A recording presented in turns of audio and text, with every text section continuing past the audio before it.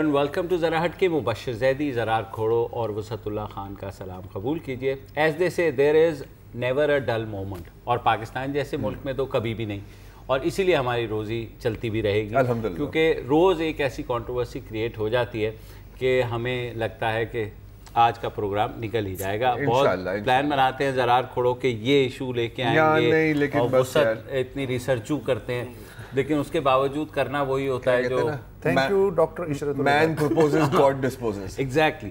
تو جناب ایک صاحب ہیں, صاحب کیا گورنر ہیں 14 سال سے کراچی میں, عشرت العباد صاحب. جب وہ آل پاورفل تھے تو انہوں نے جو ہے وہ کام نہیں کیے, لیکن آج انہوں نے اعلان کیا کہ جناب وہ کیس نکال کے لے کے آئیں گے کہ بقول شاعر وہ قرض اتاریں گے جو واجب بھی نہیں ہیں. تو پہلے سن لیجئے وہ کیا کون سے کیسز اور قرض اتارنے کی بات کرتے ہیں. حکیم محمد سعید کیس جو کہ قانونی طور پہ سیٹل بھی ہو چکا ہے, لیکن کیوں قتل کیا, کس نے قتل کیا, وہ لوگ کچھ نظر میں آ گئے ہیں جو کہ بڑے پارسا بن رہے تھے, جو بڑے شرفا بن رہے تھے. وہ کچھ انڈیکیٹرز ہمارے پاس آئے ہیں, ہم اب اس انڈیکیٹر کے پیچھے جا رہے. اگر ثابت ہو گیا وی ول ری اوپن دیٹ کیس. 12 مئی 2007 میں جس کسی نے کلنگ کی, چاہے اس کا کسی پولیٹیکل پارٹی سے تعلق ہو, اس کو ہم نے فیصلہ کیا ہے کہ اس کو ہم چوراہے پہ لٹکائیں گے, ہینگ کریں گے, عبرتناک سزا دیں گے. اور یہ چلے میں آپ کو بتا دیتا ہوں کہ کچھ سیاسی ذمہ دار تھے. ایک تنظیمی کمیٹی یہاں پہ ایک پولیٹیکل پارٹی کی ہوتی تھی, اس کے کچھ ذمہ دار تھے, کچھ اور بڑے ذمہ دار تھے. ان کے نام ابھی ہمیں سامنے آئے ہیں کہ یہ اس کی خریداری میں پیچھے تھے. کن لوگوں نے خریدا تھا, کنہوں نے سپلائی کیا تھا, کچھ ان کے بھی نام بھی ہمیں پتہ چلنے شروع ہو گئے. جی سر, حکیم سعید کیس 12 مئی 2007, اس کے بعد یہ جو بلدیہ فائر ہے, اس کے علاوہ یہ ابھی جو اسلحہ نکلا ہے, تو سارے کیسز جو ہیں وہ اوپن کریں گے. لیکن اب کیوں یاد آئی ہے, وہی میں پوچھنا چاہ رہا ہوں کہ آپ دونوں روشنی ڈالیں, بلکہ بھرپور روشنی ڈالیں. بات یہ کہ یہ بظاہر گورنر جو ہے وہ ایک آئینی عہدہ ہے, وہ ظاہر ہے کہ جیسے یہ کہہ رہے ہیں کہ ہم چوراہے پہ لٹکائیں گے, یہ گورنر کے ہاتھ میں نہیں ہوتا. آپ یہ سوال اٹھا سکتے ہیں کہ جی یہ گورنر کے اختیار میں نہیں ہے, تو اس طرح کی باتیں کیوں کر رہے ہیں. بیسیکلی گورنر نے آج ایک چینل پہ انٹرویو میں کہا ہے کہ وہ اسٹیبلشمنٹ کو ظاہر ریپرزینٹ کرتے ہیں, فیڈریشن کی اسٹیبلشمنٹ کو. یہ اسٹیبلشمنٹ کی جو تھنکنگ اندر چلتی رہتی ہے, یہ اس کا اظہار ہے. ہاں, اس پہ بات ہو سکتی ہے کہ گورنر کیوں پھٹ پڑے آج 14 سال بعد. اچھا, میں تھوڑی سی میں ایک اور بھی آلٹرنیٹیو دے سکتا ہوں کہ ہیں تو بڑے مطلب دھیمی شخصیت کے والے. آج کیوں پھٹ پڑے, آج کیوں پھٹ پڑے, کیونکہ آخرکار مطلب میں خیال ہے کہ جو مصطفیٰ کمال صاحب نے جو باتیں کی ہیں, اور خاص طور پہ جو رشوت العباد والی جو بات نہیں, یہ چبھی ہے, نفسیاتی معاملہ ہے, چبھی ہے. اچھا, یہ نہیں کہا جو انہوں نے کہا, پہلے سن لیں کہ مصطفیٰ کمال نے کیا کہا تھا جس ایکشن میں آج وہ پھٹ پڑے. عشرت العباد کو فی الفور گرفتار ہونا چاہیے. 13 سال میں کیے ہوئے اس کے سارے کالے کرتوتوں کا حساب کتاب لینا چاہیے, اور اس کا نام فی الفور جو ہے وہ اس ECL میں ڈالا جانا چاہیے. دیکھیں بڑا سمپل سا, میں بہت ہی گلی کی مثال دے سکتا ہوں. ہوا کیا ہے, ہوا یہ ہے کہ مجھے نہیں معلوم عشرت العباد کا اور ان کا مصطفیٰ کمال کا کیا انڈرسٹینڈنگ تھی, اور اب چوک میں کیوں کپڑے دھو رہے ہیں, کوئی بھی وجہ ہو. ہوا یہ ہے کہ مصطفیٰ کمال نے یا کوئی بھی آدمی ان کی جگہ ہوتا, جس سے پنگا لینا ہوتا ہے نا, اگر وہ دھیمے مزاج کا آدمی ہے تو اس کو کیسے اکسایا جاتا ہے. کیسے وہ ایسے اکسایا جاتا ہے کہ میں کسی کے گھر کے باہر کھڑا ہو جاؤں گا جس سے مجھے لڑنا ہے, اور میں کہوں گا ابے تو مرد کا بچہ ہے تو باہر نکل, کیوں عورتوں کی طرح تو عورتوں کے پیچھے چھپا پھر رہا ہے, اور تو نے چوڑیاں پہن رکھی ہیں, اور کتے میں تیرا خون پی جاؤں گا. مطلب جو بھی وہ لگتا رہے گا. اب میری ریپوٹیشن تو ہے کہ میں تو دھیما آدمی ہوں, میں تو آواز اونچی نہیں کرتا. مصطفیٰ کمال جیسا آدمی 1 گھنٹے 1.5 گھنٹے 2 گھنٹے چیختا رہے گا ٹارگٹ اس کا یہ ہے کہ یہ باہر نکلے کسی طرح. وہ آدمی جو اندر بیٹھا کھول رہا ہے, ایک گھڑی ایسی آتی ہے کہ وہ یہ بھول جاتا ہے کہ وہ کوئی دھیما آدمی ہے. وہ کہتا ہے ابے تیری تو میں آ کے دیکھ لیتا ہوں, اور اس کے بعد جو وہ کہتا ہے ضروری نہیں ہے کہ وہ کنٹرول بات کر رہا ہو. اس کے جب پھٹ پڑا تو پھر پھٹ پڑا, اور جب اس پہ لاجک اللاجیکل کی بحث نہیں ہوتی. اور جب دھیما بندہ پھٹتا ہے نا تو بہت برا پھٹتا ہے باس. آپ نے دیکھنا ہے وہ کیسے پھٹے, دیکھنا ہے تو کیسے پھٹے, پہلے ذرا سن لیں کہ وہ بھائی کیسے پھٹے. جو کہتے ہیں کہ صرف ان کی ٹھیکیداری کے زمانے میں کام ہوا ہے, تو ان کو میں یہ بتانا چاہتا ہوں کہ ان کی ٹھیکیداری میں صرف کرپشن ہوا ہے اور پروجیکٹ ڈیلے ہوئے ہیں. تو جن کا ویژن کوئی نہیں ہے, ان کو بنائی اسکیمز مل گئیں جو محترم نعمت اللہ صاحب نے کنسیو کی تھیں, انہوں نے اس کے اوپر ٹھیکیداری کی اور بنا دی. وہ پیسے لے کے میں آپ میں سے بھی کسی کو دے دوں, آپ بھی بنا لو گے, شاید زیادہ اچھا بنا لو. اب چلیں عشرت العباد نے جو کہا سو کہا. مصطفیٰ کمال کو کیا ہو گیا تھا ایک دم سے؟ ٹھیک ہے, اس کے پیچھے بھی میری ایک تھوڑی سی تھیوری ہے کہ اب دیکھیں وہ اب انفارچونیٹلی ایک کٹی پتنگ ہے, ٹھیک ہے, جو چاہ رہے ہیں کہ کسی طرح میرا کسی کے ساتھ پیچا لگ جائے تاکہ میں ہیڈ لائنز میں آ سکوں. کیونکہ جو منشن وہ بیچنے آئے تھے, جو مال وہ بازار میں بیچنے آئے تھے, اب وہ مال ڈسکاؤنٹ پر اویلیبل ہے. تو آپ نے جو گودام میں اپنا سامان بھرا ہوا تھا, اور جس نے لارا دے کے انہیں بلایا تھا, حالات بدلے ہیں تو اس کی پرائرٹیز بھی تبدیل ہو گئی ہیں. اور مصطفیٰ کمال جیسے لوگ کھڑے, کیا مطلب ہے؟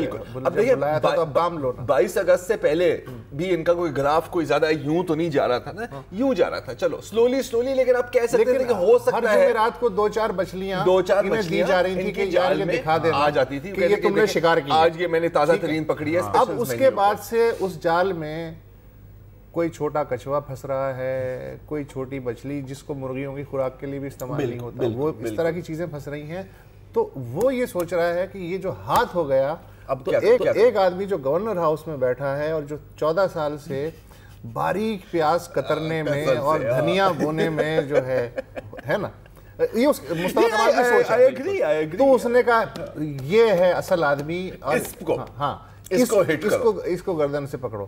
تو وہی جو سٹریٹ کی جو ہوتی ہے نا, ہم جو بچپنے میں استعمال کرتے تھے شکار کو پھنسانے کے لیے, ابے دیکھ لیں گے تو باہر نکل فلانا, اس نے جناب مصطفیٰ کمال یہ اپنا گورنر صاحب اس کے ٹریپ میں آ گئے, اور جب ٹریپ میں آ کے پھٹے ہیں تو انہوں نے کہا ابے نیچ ذہنیت کے, ابے نفسیاتی مریض, ابے مصطفیٰ کدال, ابے شہر لوٹ کے رقم ملیشیا اور جو ہے لندن بھجوانے والے, چائنا کٹنگ کے مجھے تو سے تو نعمت اللہ خان اچھا تھا. مثلا اگر کوئی ان پڑھ آدمی ہوتی تو بالکل اسی طرح بات کرتے, لیکن چونکہ پڑھے لکھے آدمی ہیں مگر غصے کی جو انٹینسٹی ہے وہ وہی ہے. تو آپ کا خیال ہے کہ بیسکلی لاسٹ کنٹرول تب گئے؟ وہ تو ظاہر ہے, وہ تو آؤٹ برسٹ ہے نا. پہلے بھی تو لوگوں نے ان کو تنقید کا نشانہ بنایا. نہیں یار, اس طرح نہیں بنایا. دیکھو وہ پرسنل جا کر کے جو ہے نا, وہ تو ظاہر ہے. اب الطاف حسین اگر ان پہ تنقید کر رہے تھے, وہ کسی اور پوزیشن میں تھے اس وقت, وہ اس طرح نہیں کر سکتے تھے, کہ انہوں نے پتا ہے کہ کراچی میں رہ کے جو ہے نا وہ نہیں ہو سکتا ایسا. مائی کوشچن از کہ اس رینٹ کے بعد یو تھنک یہ سروائیو کریں گے گورنر؟ نہیں, اب میرا خیال ہے کہ معاملہ جو ہے دوسری سمجھ جا رہا ہے. اب یہ گورنر سے ایک پرسنل اس پہ جب آدمی آ جائے تو ظاہر ہے کہ ان کے پیچھے ایم کیو ایم بھی نہیں تھی. بالکل شروع میں تھی, لیکن پچھلے 5-6-7 سال سے ایم کیو ایم نہیں کر رہی ہے. لیکن چونکہ یہ کام کے آدمی تھے, یہ اردو سپیکنگ تھے, سندھ کی جو ایک ڈائنامکس ہے اس حساب سے فٹ آدمی تھے, اسٹیبلشمنٹ کو بھی منظور تھے, بلکہ ایکچولی بہت اچھا برج تھے پولیٹیکل فورسز جو کراچی کی ہیں اور اسٹیبلشمنٹ کے درمیان. اب جب آدمی کرتا پھاڑ کے آ جاتا ہے تو اس کا مطلب ہے کہ اس کا جو 14 سال کا بڑا دھیما کیریکٹر تھا وہ چینج ہو رہا ہے.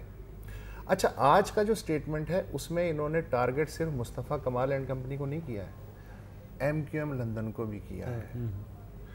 12 مئی بلدی حکیم سعید ہم الٹا لٹکائیں گے. بالکل ہوا یہ ہے کہ ایم کیو ایم کی لندن کی جو رابطہ کمیٹی تشکیل پائی ہے, اس کے بعد سے یہ ہو سکتا ہے کہ وہ اپنی جڑیں وڑیں ظاہر ریوائیو کرنے کی کوشش کرے گی, آہستہ آہستہ کام کرے گی.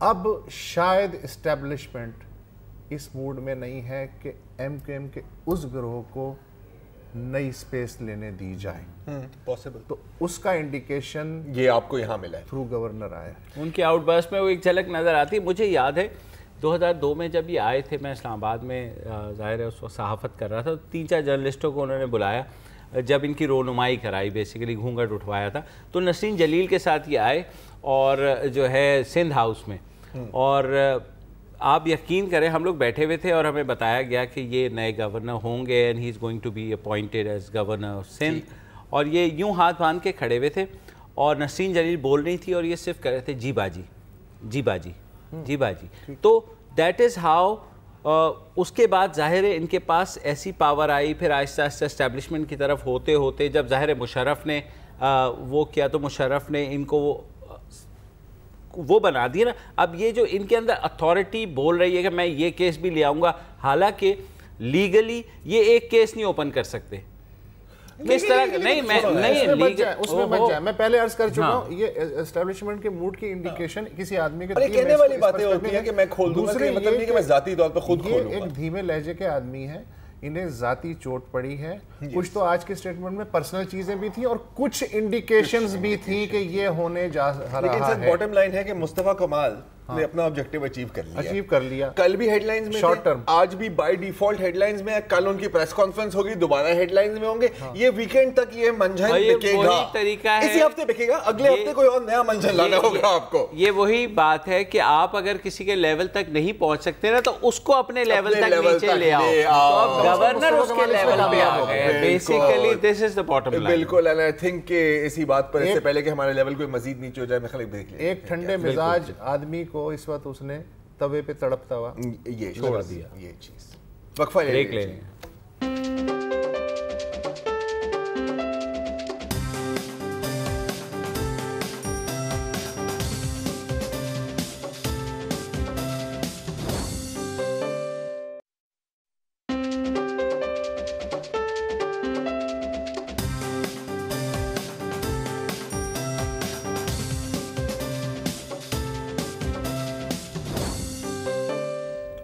Welcome back. और पाकिस्तान में गैरत के नाम पर कत्ल के ख़िलाफ़ जो मुत्तफ़िक़ा कानून पास किया है joint sitting of the parliament में, उसको 10 रोज़ हुए हैं।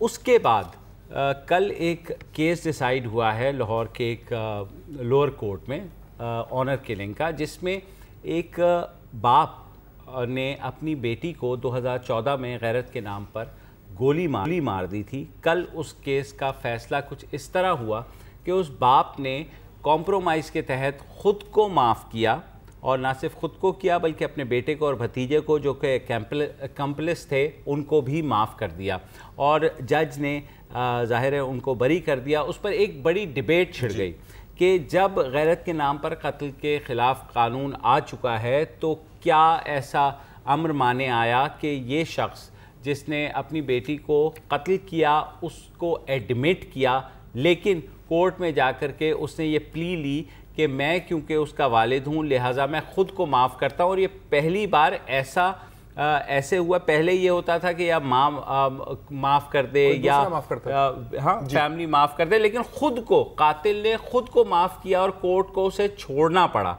तो इस पर ख़ासी बात हो रही है कि क्या ये लॉ जो है ये अब क्योंकि एप्लीकेबल हो गया है तो ये फैसला आना चाहिए था कि नहीं। ज़रार हमारे साथ एक जी बिल्कुल असद जमाल हैं जो कि वकील हैं और ऑनर किलिंग की केसेस में भी इनकी काफ़ी महारत है। इनफैक्ट जो शर्मीन उबैद चनोय साहिबा की डॉक्यूमेंट्री आई थी a girl in the river, तो उसमें जो मरकज़ी किरदार थी सबा के वालिद ने उन पर कातलाना हमला किया था, तो उनकी केस भी लड़ने की कोशिश की थी। वो एक और बात है कि फिर वो कॉम्प्रोमाइज़ हो गया तो वो केस एज सच कोर्ट में नहीं गया। तो Asad Jamal, thank you very much for joining us. मेरा पहला सवाल आपसे ये है, और आई एम सॉरी अगर ये बहुत ही नॉन एक्सपर्ट किस्म का सवाल है, लेकिन क्योंकि पिछले हफ्ते पाकिस्तान की पार्लियामेंट ने ऑनर किलिंग बिल को पास किया है और इसमें कहा गया है कि अब कंपाउंडेबिलिटी नहीं होगी, मतलब माफ़ी की गुंजाइश एज सच नहीं होगी जैसे पहले थे। हालांकि इसमें भी अभी भी लोग कहते हैं ना ही कोई कॉम्प्रोमाइज हो सके, ना ही कोई कॉम्प्रोमाइज हो सकती है। हालांकि अभी भी लोग कहते हैं लूप होल्स हैं इसमें मौजूद। तो इस बिल की मौजूदगी में, इस बिल के पास होने के बाद इस तरह की जजमेंट कैसे आ सकती है? دیکھیے زرار صاحب اور مبشر صاحب، یہ جو بل پاس ہوا ہے میرا خیال ہے اس کے متعلق بہت خوش فہمی کے شکار ہیں لوگ اور میڈیا خاص طور پر. اس کو سمجھے بغیر یہ بات کہی جا رہی ہے کہ اب غیرت کے نام پر ہونے والے قتل اور دوسرے جرائم میں شاید کمپاؤنڈیبلٹی یعنی صلح ہونے کی جو گنجائش ہے یا معاف کر دینے کی جو گنجائش ہے مجرمان کو، وہ ختم ہو گئی ہے. ایسا نہیں ہے. بدقسمتی سے اس بل میں کوئی خاص پیش رفت نہیں ہوئی اور صورتحال قانون سے متعلق جو ہے غیرت کے نام پر ہونے والے جرائم کے پیرائے میں وہی ہے جو پہلے تھی. اب یہ ایسا کیوں ہوا ہے اس کی وجوہات جاننے کی تو ہم کوشش کر سکتے ہیں. میں سوری آپ کو یہیں انٹرپٹ کروں گا. میری فرحت اللہ بابر جنہوں نے بل پیش کیا آن بہاف آف سینیٹر صغرا امام، جو کہ ظاہر ہے اب سینیٹر نہیں ہیں، اور انہوں نے یہ بل انٹروڈیوس کیا تھا، انہوں نے مجھے یہ کہا، اور میری لیگل ایکسپرٹ سے بھی بات ہوئی جس میں جسٹس ریٹائرڈ طارق محمود بھی شامل ہیں، انہوں نے بھی بل کو پڑھا اور انہوں نے کہا کہ نہیں جناب، اس بل میں جو ہے کسی نہ جج کے پاس یہ اتھارٹی ہے نہ فیملی کے پاس یہ اتھارٹی ہے کہ مفاہمت ہو سکے، بلکہ میکسیمم اگر کچھ ہو سکتا ہے تو صرف یہ ہو سکتا ہے کہ ڈیتھ پینلٹی کو عمر قید میں تبدیل کیا جا سکے، اس کے علاوہ نہیں ہے. اور اس کی مثال جو ہے وہ انہوں نے یوں بھی دی کہ جیسے پھر اینٹی ٹیررزم لا آ جاتا ہے تو اس میں اسی چیز کو گیپ کو فل ان کرنے کے لیے لاز لائے جاتے ہیں نا، ورنہ تو 302 تو ہمارے پاس موجود ہے. قتل کا سمپل قتل کا کیس بنتا ہے اور قتل کے کیس میں ظاہر ہے پھر کمپرومائز ہوتا ہے. لیکن انہوں نے کہا کہ اس لاء میں یہ تمام لوپ ہولز پلگ ان کیے گئے. تو اس لاء کی کوئی ایسی شق آپ مجھے بتا سکتے ہیں which proves your point؟ جی میرا خیال ہے کہ یہ بات فرق سمجھنے کی ضرورت ہے کہ سینیٹر صغرا امام نے کس نوعیت کا بل پیش کیا تھا اور یہ جو بل پاس ہوا ہے یہ کس نوعیت کا بل تھا. یہ دو فرق قسم کے بل تھے اور یہ جو پاس ہوا ہے یہ موجودہ حکومت نے اس کو ڈرافٹ کروایا ہے اور موجودہ حکومت کے جو قانونی معاونین ہیں وہ ان لوگوں نے اس کو تیار کیا ہے. یہ قائمہ کمیٹی میں بھی گیا، اس پہ بحث بھی ہوئی. جی سینیٹر صغرا امام کے بل میں یہ بات خاص تھی کہ اس میں زور دیا گیا کہ کسی طرح سے صلح ہونے والی جو صورتحال ہے اس میں جو قانونی گنجائش ہے اس کو ختم کیا جائے. اگرچہ وہ اس سے پوری طرح نورد آزما نہیں ہو پا رہا تھا وہ بل بھی، مگر اس میں یہ کوشش ضرور کی گئی تھی، کافی حد تک کی گئی. اور بہت سی سچویشنز جو اس طرح کی ارائز ہوتی ہیں عدالتوں میں اس سے وہ بل نمٹ سکتا تھا. لیکن اس بل میں تو میرا خیال ہے بڑا واضح طور پر یہ لوپ ہول شاید میں یہ کہوں گا کہ جانتے بوجھتے ہوئے چھوڑا گیا ہے. مجھے لگتا ہے کہ حکومت کو مشورہ دینے والوں نے یہ کہا ہوگا کہ اگر ہم نے یہ گنجائش ختم کر دی تو ممکن ہے کہ دائیں بازو سے تعلق رکھنے والی جماعتیں اور عناصر جو ہیں وہ ہمارے خلاف احتجاج کرنا شروع کر دیں. بابر صاحب جو بات کر رہے ہیں اگر تو وہ سینیٹر صغرا امام والے بل کے متعلق بات کر رہے ہیں تو بات کچھ سمجھ میں آتی ہے. جو ہے نا بل کو میں وہی کہہ رہا ہوں، ہماری بڑی تفصیلی اس پہ بحث ہوئی ہے. جس نے یہ بل انٹروڈیوس کیا ہے، جس نے پاس کیا ہے، کمیٹی کے اراکین کے ساتھ اور لائرز کے ساتھ. کون سا لوپ ہول اسپیسیفکلی آپ کو نظر آ رہا ہے جو ہمیں نظر نہیں آ رہا؟ اچھا ایک چھوٹی سی بریک لے لیتے ہیں، نیوز اپڈیٹس کا وقت ہوا ہے، واپس آئیں گے بات کرتے ہیں. جی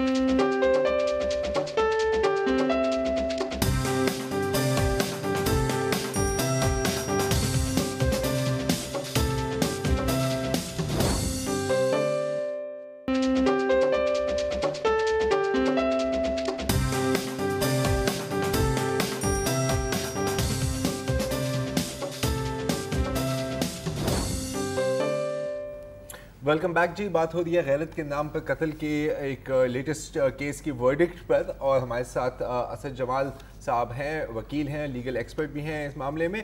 اسد، اب یہ جو واقعہ پیش ہوا ہے جو ابھی ہم ڈسکس کر رہے ہیں یہ تو 2014 کا ہے، بل ابھی پاس ہوا ہے اور یہ ریٹرو ایکٹیو نہیں ہے، مطلب کہ جو ابھی انڈر ٹرائل کیسز ہیں ان پر یہ اپلائی نہیں ہوتا. لیکن اسی کیس کے بارے میں کچھ چیزیں پوائنٹ آؤٹ کرنا چاہ رہا ہوں کہ جو کیس میں جو وکیل ہیں ایڈوکیٹ محمد قاسم، ان کا کہنا ہے کہ یہ بہت ہی حیران کن بات ہے کہ اکیوزڈ اپنے آپ کو معافی دے رہا ہے قتل کے چارج میں، اور یہ ایک جوک ہے ود دا لا. یہ ایڈوکیٹ محمد قاسم صاحب کا کہنا ہے. ایڈوکیٹ آفتاب باجوہ کا کہنا ہے کہ وکیل سے irregularity وکیل سے نہیں، جج سے irregularity ہوئی ہے، اور جج ہیں ایڈیشنل ڈسٹرکٹ اینڈ سیشنز جج نادیہ اکرام ملک. آپ کی کیا رائے ہے؟ کیا جج سے irregularity ہوئی ہے، مس انٹرپریٹیشن ہوئی ہے آپ کی نظر میں؟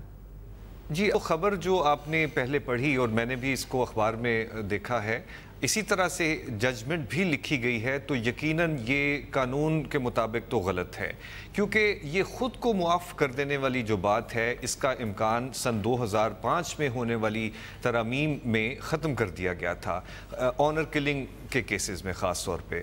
تو یعنی غیرت کے نام پر جو قتل ہوتے ہیں اس میں مجرم خود کو معاف کر کے بری الذمہ نہیں ہو سکتا. یہ قانون تو بڑا واضح ہے. تو اس لیے قاسم صاحب نے جو بات کہی، جو اس کیس میں کمپلیننٹ کے جو وکیل ہیں، انہوں نے درست کہا، اور باجوہ صاحب نے بھی بالکل درست کہا کہ یہ مس ریڈنگ ہوئی ہے قانون کی. میرے علم میں نہیں کہ جو جج صاحبہ ہیں ان کے سامنے اس قانون کا کون سا ورژن پڑا ہوا تھا. ایسا ہوتا ہے ہماری عدالتوں میں کہ اکثر میں نے دیکھا ہے پرانی کتابیں جج کے سامنے پڑی ہوتی ہیں، اور پروسیکیوٹر بھی اس کو بھی سمجھ نہیں ہوتی اور وہ مس لیڈ کر دیتا ہے. یہ ممکن ہے کہ جج جو ہے وہ مس لیڈ ہو گئی ہوں، اور یا ان کے سامنے جو اپ ڈیٹڈ ورژن ہے لا کا وہ نہ ہو. اگرچہ 10 سال گزر چکے ہیں اس قانون کی ترمیم ہوئے، لیکن پھر بھی یہ پاکستان میں یہ ممکن ہے. اچھا اسد، ایک چیز کمپلیننٹ کی آپ نے بات کی، اس بچی جس کو اس کے باپ نے گولی ماری، اس کی والدہ کمپلیننٹ ہیں اس کیس میں. انہوں نے آئیڈینٹیفائی کیا کہ جناب میرے شوہر نے اور ود دی ہیلپ آف میرے بیٹے کے اور اس کے بھتیجے کے، انہوں نے میری بیٹی کو قتل کیا. تو عدالت کس طریقے سے اس نتیجے پر پہنچ سکتی ہے کہ کیا باپ کو اتھارٹی ہے اور ماں جو کمپلیننٹ ہے اس کو بالکل اتھارٹی نہیں ہے، even if that is an old law that is being applicable ہے؟ میرا خیال ہے کہ پورا جو فیصلہ ہے عدالت کا اس کو پڑھے بغیر اس پر تبصرہ کرنا مناسب نہیں ہوگا. لیکن خبر جو میں نے پڑھی ہے اور آپ نے بھی اس کا حوالہ دیا، اس سے یہ پتہ چلتا ہے کہ نہ صرف یہ کہ باپ نے خود کو معاف کر دیا، اس کے ساتھ جو دوسرے نامزد ملزمان ہیں، اس کا بیٹا اور بھتیجا وغیرہ بھی ہیں، ان کو یہ ماں جو کمپلیننٹ ہے جس نے شکایت کی اس جرم کی، اس کے اور ان کے درمیان جو ملزمان ہیں، جو مجرمان ہیں، ان کے درمیان یہ صلح ہو گئی ہے. ماں نے بظاہر مجھے ایسا لگتا ہے معاف کر دیا ہے، آؤٹ آف کورٹ سیٹلمنٹ ہو گئی ہے، اور ابھی ٹرائل شاید شروع بھی نہیں ہوا، غالباً چارج بھی فریم نہیں ہوا ہوگا. یہ ہوتا ہے ایسے بہت سے مقدمات میں، ایسا ہو جاتا ہے. یہ جب سے ہمارے ہاں قصاص اور دیت کا فریم ورک جو ہے وہ متعارف ہوا ہے، یہ انسانی جسم سے متعلق جو جرائم ہیں ان کیسوں میں یہ ہو رہا ہے. تو ہمارے پورے جو فریم ورک کے ساتھ جو مسئلہ ہے اس کو ہمیں جو ہے درست کرنے کی ضرورت ہے. لیکن جب ایک جج دیکھتا ہے اور ظاہر ہے جوڈیشری کے اوپر، تو ظاہر ہے ایک چیز سامنے تو نظر آ رہی ہے نا کہ ایسا باپ نے اس چیز کو قبول بھی کیا کہ اس نے بیٹی کو قتل کیا، ایڈمٹ بھی کیا، پھر وہی ایز این ایکیوز جو ہے وہ اپنے آپ کو معاف کر رہا ہے. تو جج بالکل اس میں کامن سینس، کوئی کامن سینس لا بھی ہو سکتا ہے کہ نہیں؟ دیکھیں یہ قانون میں یہ شک پہلے تو موجود تھی، یہ تو سن 2005 میں نہیں، آپ کہہ رہے ہیں 2005، یہ واقعہ 2014 کا ہے. اس کا مطلب ہے کہ جو 2014 کا ہے، لیکن قانون کا اگر اپ ڈیٹڈ ورژن جج کے سامنے نہیں ہوگا یا پروسیکیوٹر اس کو پوائنٹ آؤٹ نہیں کرے گا یا کوئی کسی اور وجہ سے مس انڈرسٹینڈنگ ہوگی قانون کی، تو غلط فیصلے تو ہوتے ہیں ہمارے ہاں. ہم جو can we say it's a miscarriage of justice جی جی بالکل یہ ہو سکتا ہے، لیکن اس سے بڑھ کے کچھ اور بھی عناصر ہیں اس پوری خبر میں، اور وہ شاید اس کا اشارہ دیا گیا ہے، خبر کو پوری اچھے طریقے سے بیان نہیں کیا گیا، نریٹ نہیں کیا گیا پورے فیصلے کو اور جو پورا واقعہ ہوا ہے، اس میں اس سے زیادہ بات ہے، اور اس میں میرا خیال ہے کہ ماں نے معاف کر دیا ہے، آؤٹ آف کورٹ سیٹلمنٹ ہو گئی ہے، کمپرومائز ہو گیا ہے، ورنہ یہ اس حد تک جج اتنی آسانی سے فیصلے تک نہ پہنچتی۔ دیکھیں ابھی یہ گنجائش ہے، اور سن 2014 میں تو بڑی واضح طور پر گنجائش تھی کہ کمپرومائز ہو جائے، آؤٹ آف کورٹ سیٹلمنٹ ہو جائے، اور اگر وہ ہو جاتی ہے تو اس کے بعد جج صاحبان مقدمے چلانے نہیں چاہتے، ان کے لیے یہ بہت بڑی ایکسرسائز ہوتی ہے ٹرائل چلانا، ٹرائل کو آگے بڑھانا، ایویڈنس ریکارڈ کرنا، یہ آسان کام نہیں ہوتا۔ اور اس خبر میں یہ بھی کہا گیا ہے جج کے حوالے سے کہ اب اس کیس کو لے کر آگے بڑھنا اور ٹرائل کنڈکٹ کرنا ممکن نہیں ہے، کوئی کنوکشن نہیں ہو سکتی، کیونکہ اس نے اگر ماں نے معاف کر دیا ہے، کوئی صلح نامہ ہو گیا ہے، باہمی طور پر وہ رضامندی ہو گئی ہے، تو پھر اس کے نتیجے میں ماں ٹرائل کے دوران جا کے اپنے خاوند اور اپنے بیٹے اور بھتیجے کے خلاف بیان نہیں دے گی۔ مجھے یہ بتا دیں، مجھے ایک پیرالل ڈرا کروں، قندیل بلوچ کا قتل ہوا، ٹھیک ہے، وہ بھی اس لاء کے پاس ہونے سے پہلے ہوا، اس میں اسٹیٹ کمپلیننٹ بن جاتی ہے اور کمپرومائز کا راستہ روک دیتی ہے، تو we have a legal precedent that happened before that law. تو مجھے بتائیے کہ یہ کیا، اس میں کیا انوملی ہے؟ جی مبشر صاحب، ایسا ہے کہ اسٹیٹ، ریاست تو ہر کیس میں پارٹی ہوتی ہے، پروسیکیوشن جو ہوتی ہے کسی بھی جرم کی وہ تو ریاست ہی کرتی ہے نا، اس کی ذمہ داری تو ریاست کی ہے۔ جو عام جو پرائیویٹ کمپلیننٹ ہے وہ تو صرف ایک اضافی یعنی ایک کردار ہے ایف آئی آر پر جس کا نام لکھا گیا۔ میرے صرف کہنے کا مختصر جواب تھوڑا سا دے دیے گا، کیا اسی سقم کا فائدہ اٹھا کر قندیل بلوچ کے جو قاتل ہے اس کا بھائی وہ نکل سکتا ہے یا نہیں، اس اگر پریسیڈنٹ کو وہ کریں؟ جی ممکن ہے، یہ بالکل ممکن ہے۔ اور بہت شکریہ اسد، ہم سے بات کرنے کا بہت شکریہ، آپ نے ہم سے بات کی۔ ظاہر ہے اب کیونکہ لیکن لاء آ گیا، امید یہی ہے کہ اب کوئی سقم باقی نہیں رہے گا، ایک چھوٹی ویٹ اینڈ سی کرنا ہوگا۔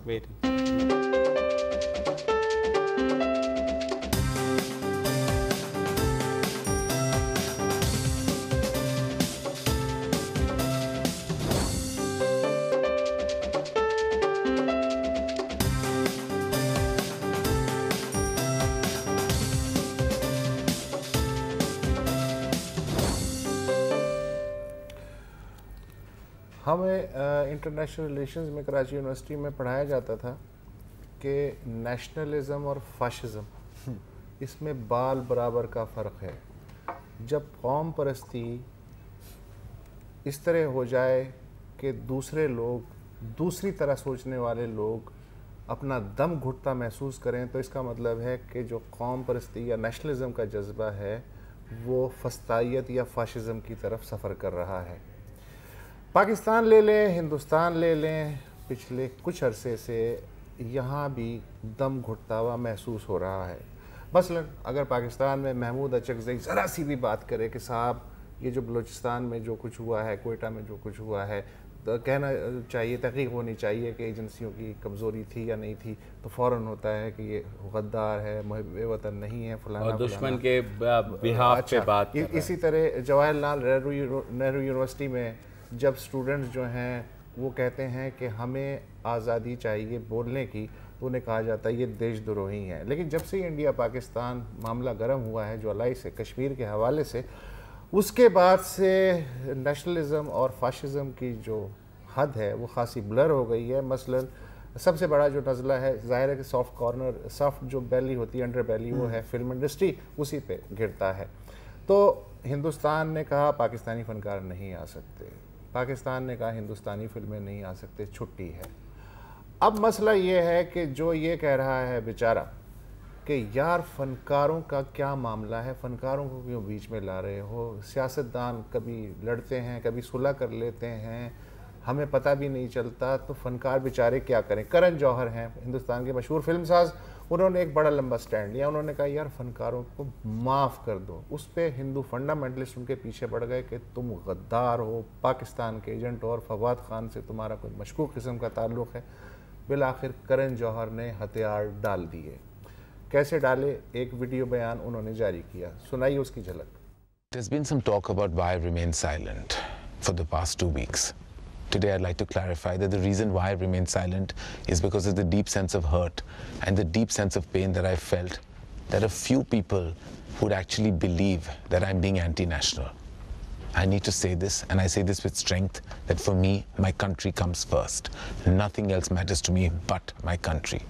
I respect the Indian Army. I salute the Indian Army for everything they do to protect us in our environment. I respect them with all my heart. And I say that I condemn any form of terrorism, any form, and especially the terrorism that would affect my people in my country and me. I just hope all of you understand exactly the circumstance and situation that we are in and respect the fact that we love and respect our country over and above anything else. Karan Johar کا خیال تھا کہ یہ سب ہونے کے بعد اب لوگ ان کی حب الوطنی کو قبول کر لیں گے. اوم پوری کا یہ خیال تھا کہ مجھ سے غلطی ہوئی ہے, میں نے ایک جوان کے بارے میں توہین آمیز کلمات حاصل کیے ہیں, ہاتھ جوڑ کے معافی مانگی. ان کا خیال تھا کہ اب لوگ انہیں حب الوطن سمجھنا شروع کر دیں گے. عامر خان نے اپنے الفاظ واپس لے لیے تھے, اور اس کے بعد شاہ رخ خان نے بھی کچھ کہا تھا, انہوں نے اپنے الفاظ واپس لے لیے تھے. لیکن ان کی حب الوطنی کو کیا قبول کیا گیا؟ نہیں, خاص طور پہ کرن جوہر کی تو بالکل نہیں. اچھا, جس تنظیم کی آپ بات کر رہے تھے نا, جو ان کو تنقید کا نشانہ بنا رہے تھے, ان کی فلم آ رہی تھی اے دل ہے مشکل, جس میں فواد خان کا ایک سمال رول تھا. تو ایک تنظیم ہے MNS کے نام سے, مہاراشٹرا نویرزم سینا, ایگزیکٹلی مجھے پروننسیشن یاد نہیں ہے. تو وہ کہہ رہے تھے کہ جی ہم آپ کی اسکریننگ کو ڈسرپٹ کریں گے. تو پہلے تو یہ اپنے یہ کھڑا رہا, لیکن اب یہ ظاہر بیک ٹریک ہوا. ایک اور بات ہے جو اس کلپ میں شامل نہیں تھی, جو سب سے زیادہ اہم بات ہے, اس میں یہ کہا ہے کہ اب بالکل ظاہر ہے, of course I will not engage with talent from the neighbouring country. ٹھیک ہے, یہ انہوں نے بات کی, مطلب کہ اب میں ان فیوچر میں کام نہیں کروں گا, لیکن یار میرے دھندا تو چلنے دو, مووی چلنے دو. اچھا, جو MNS والے ہیں, ان کے جو لیڈر ہیں امے کھوپکر, وہ ابھی بھی نہیں. ہاں, لیکن وہ کہہ رہے ہیں کہ کیا ان کو ابھی خیال آیا ہے, پہلے خیال نہیں آیا تھا. ٹیلنٹ کا کیا مطلب ہے, کون سا ٹیلنٹ, سیدھی بولو پاکستانی ایکٹرز. پڑوسی ملک کا کیا مطلب ہے, آپ پاکستان کا نام کر لو. مطلب کہ یار یہ جو ہوتے ہیں نا, جو اس طرح کے انتہا پسند ہے, اور ہمیں اس بات کا تجربہ ہے, ہم 40 دہائیوں کا تجربہ ہے, آپ ان کو 1 انچ دو یا فٹ لیں گے, اب وہ آپ جھکیں گے یا آپ کو لٹا دیں گے. سر ایسے ہو ہی نہیں سکتا, اپیزمنٹ نہیں ہو سر, اپیزمنٹ ڈز ناٹ ورک. اور انوراگ کشیپ وہاں کے ایک بڑے آؤٹ اسپوکن فلم ساز ہیں, انہوں نے ٹویٹس کیے ہیں, اس پہ بھی بڑی بات ہو رہی ہے. انہوں نے صرف یہ پوچھا ہے نریندر مودی کو ٹیگ کر کے کہ وزیر اعظم صاحب, آپ ہم سے تو کہتے ہیں معافی مانگنے, کیا آپ معافی مانگیں گے جب آپ پاکستان گئے تھے نواز شریف سے ملنے گزشتہ سال 25 دسمبر کو؟ انہوں نے کہا جس وقت آپ ہمارے پیسوں سے پاکستان جا رہے تھے, اسی وقت کرن جوہر جو ہے وہ پاکستانی ایکٹر کے ساتھ جو فلم بنا رہا تھا, اس کا ٹیکس جو ہے وہ بھارت کو جا رہا تھا. تو لہٰذا پرینکا چوپڑا نے بھی تقریباً ایسی ہی بات کی ہے, اور وہ ابھی تک قائم ہے اپنی مقام پہ. حالانکہ یہ جو IMPP ہے, انڈین موشن پکچرز پروڈکشن ایسوسی ایشن, انہوں نے کنڈیم کیا ہے پرینکا چوپڑا کو. پرینکا چوپڑا کا کہنا ہے کہ جی ہمیشہ آرٹسٹ اور ایکٹرز کو پہلے نشانہ بنا رہے تھے, جو آپ کے سیاستدان ہیں, آپ کے جو ڈاکٹر ہیں, اور آپ کے جو بزنس مین ہیں. معافی اس سے ماننی چاہیے جو اس معافی کو معافی سمجھے. اگر وہ آپ کی کمزوری سمجھے گا تو آپ کو مزید وہ لٹا کے مارے گا. لہٰذا stand your position. And I think that brings us to the end of the show. کل دوبارہ ملیں گے, اجازت دیجیے, اللہ حافظ.